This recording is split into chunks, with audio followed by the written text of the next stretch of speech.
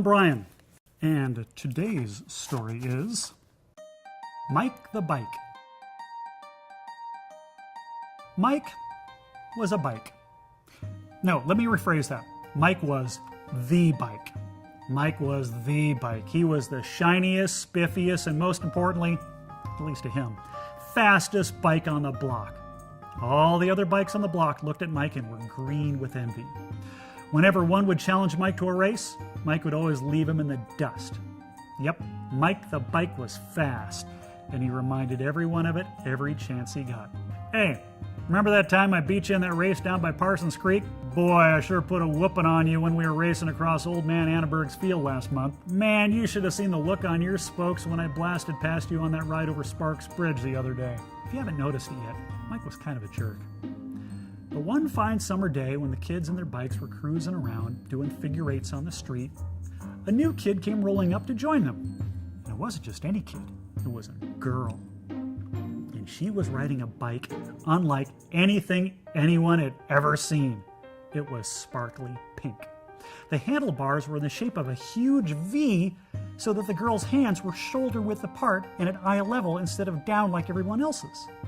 There were long pink and white streamers coming out of the handlebar grips, and the seat was long and narrow with tiny purple and pink flowers on the side.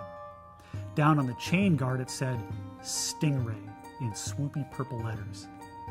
But the thing that really got everyone's attention was the sound. The little pink bike sounded like it had a motor attached to it. All the other bikes on the block always rode along silently, but this pink bike rumbled and roared. It was the weirdest looking bike and the weirdest sounding bike any of them had ever seen or heard. Mike almost burst out laughing when he saw it. The pink bike said her name was Esmeralda, and that she and her owner just moved in down the street. And could she ride along? None of the bikes had any objections, so she joined in on the figure eights. Eventually, though, the talk turned to racing, and Esmeralda chirped, "Ooh, can I race too?" This time, Mike really did burst out laughing. "You? Aren't you afraid you might chip your fancy pink paint on all the gravel you're going to be eating?" And all the other bikes laughed. But Esmeralda didn't seem to notice. She just pointed her front wheel down the street and said with a smile, "Last one to the stop sign and back is a rotten egg." All the bikes lined up alongside the road and chuckled along.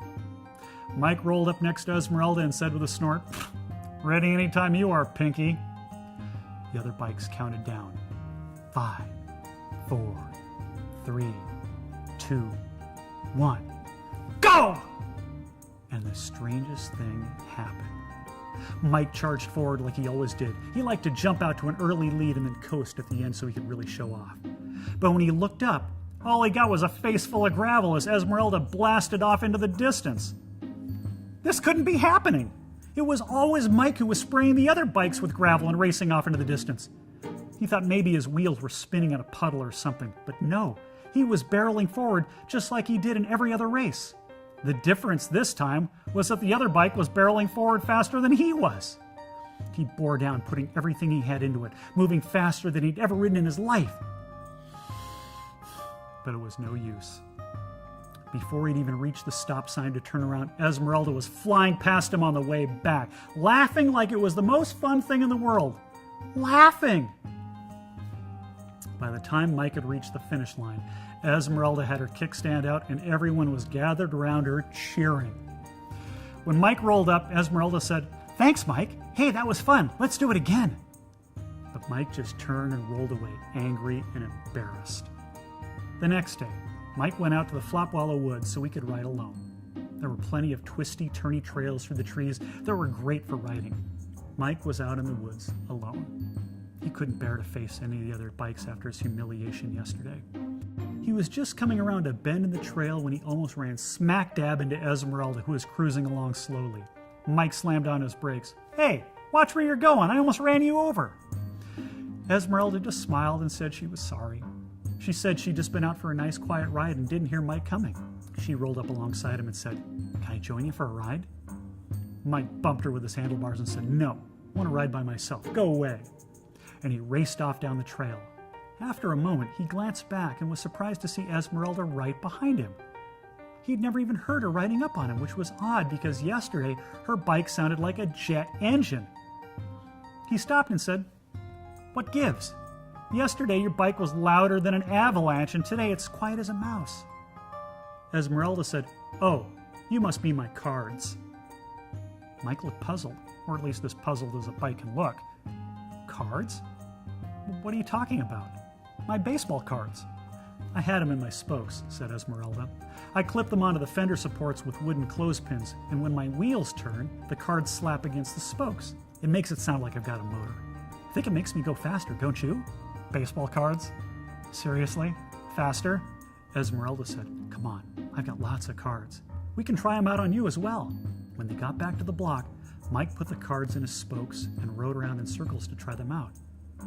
He sounded amazing, like a fighter jet. He raced up and down the street laughing and carrying on. "Look at me, I'm a rocket ship. I'm a fire truck. I'm a drag racer." Soon all the other bikes on the block joined in, and before long the street sounded like it was filled with 20 jackhammers. They'd never been happier. Mike pedaled up alongside Esmeralda and said, "Thanks, Pinky. You're all right." Esmeralda just smiled and said, "Last one to the stop sign and back is a rotten egg." And off they went in a spray of gravel, the two fastest bikes you've ever heard.